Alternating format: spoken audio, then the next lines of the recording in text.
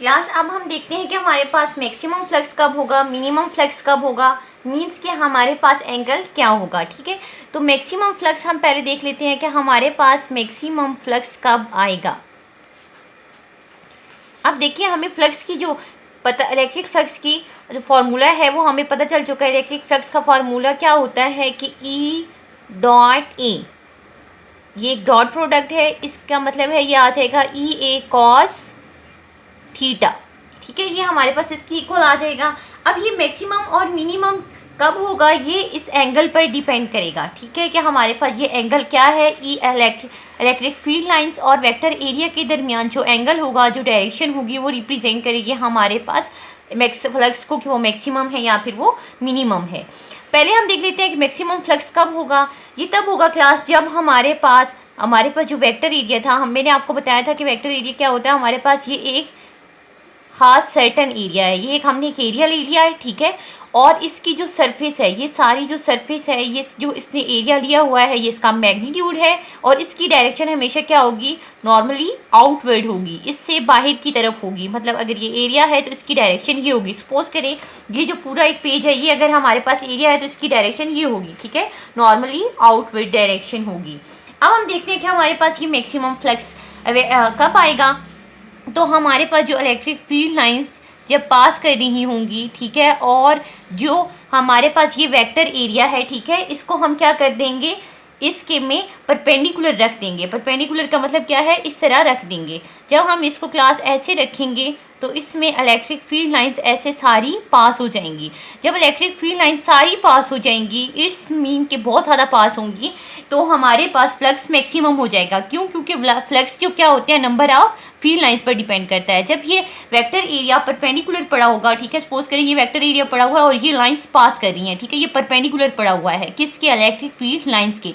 ये electric field lines pass हो रही हैं और ये परपेंडिकुलर है। ठीक है, आप देख सकते हैं इनके दरमियान 90 का एंगल बन रहा है। ठीक है, तो ये जैसे इसमें से पास होंगी तो सारी फील्ड ज़्यादा पास हो जाएंगी, इसलिए फ्लक्स मैक्सिमम हो जाएगा। फिजिकल तो ये है। अब डायरेक्शन के लिहाज से देखते हैं, जब इलेक्ट्रिक फील्ड लाइंस पास हो रही होंगी, हमें पता है वेक्टर एरिया की डायरेक्शन हमेशा क्या होगी, नॉर्मली आउटवर्ड होती है। तो इसकी डायरेक्शन नॉर्मली आउटवर्ड क्या आ जाएगी, ये हमारे पास इसकी डायरेक्शन आ जाएगी। ठीक है, अब आप देख सकते हैं फील्ड लाइंस की भी डायरेक्शन इसी साइड पे है और हमारे पास जो वेक्टर एरिया आ रहा है उसकी डायरेक्शन भी इसी तरफ है। इट्स मीन कि ये अगर इलेक्ट्रिक फील्ड लाइंस की डायरेक्शन है तो यही हमारे पास वेक्टर एरिया की डायरेक्शन है।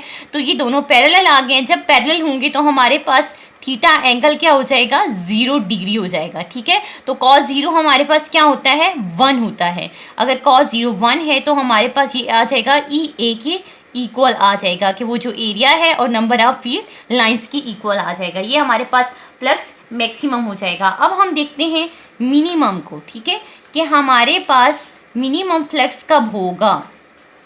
ये तो क्या था, एरिया को परपेंडिकुलर रखेंगे, नंबर ऑफ फील्ड लाइंस में सारी पास हो जाएंगी और हमारे पास फ्लक्स मैक्सिमम हो जाएगा। अब हम क्या करते हैं कि एरिया हमारे पास ऐसे ही पड़ा हुआ है, ठीक है, ऐसे ही पड़ा हुआ है, ये एरिया पड़ा हुआ है, ये और यही हमारे पास number of field lines pass कर रही हैं इस तरह, मतलब पैरेलल फॉर्म में। जब पैरेलल फॉर्म में आएंगी क्लास तो हमारे पास इस एरिया के अंदर से कोई भी लाइन पास नहीं करेगी। तो बाज़ाहिर हमें नज़र आ रहा है जब number of field lines area में से पास नहीं करेंगी तो फ्लक्स क्या हो जाएगा, 0 हो जाएगा। अब हम ज़रा एंगल की बात करते हैं।